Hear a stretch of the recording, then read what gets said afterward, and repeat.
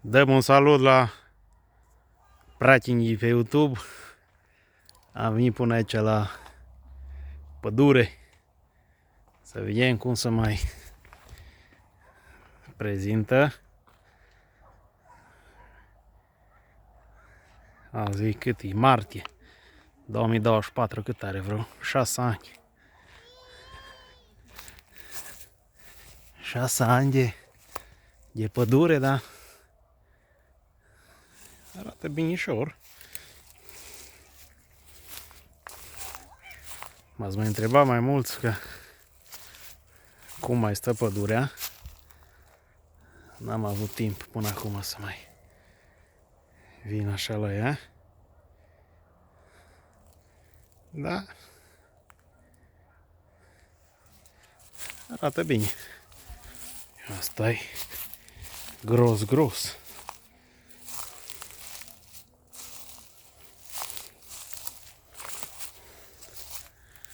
6 ani. Asta e super. E bine că nu mai tăie prietenii. Nimica.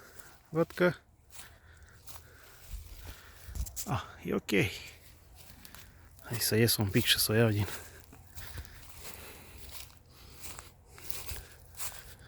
Ăștia am pus parcă după un an mai târziu, dar văd că au recuperat aproape ca și...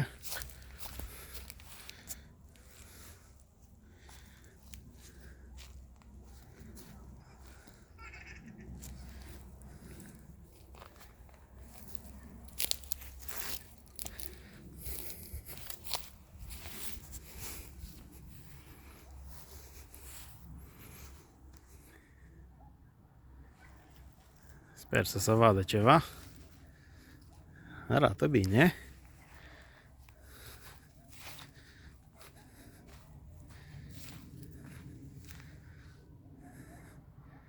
Numai bine și sănătate.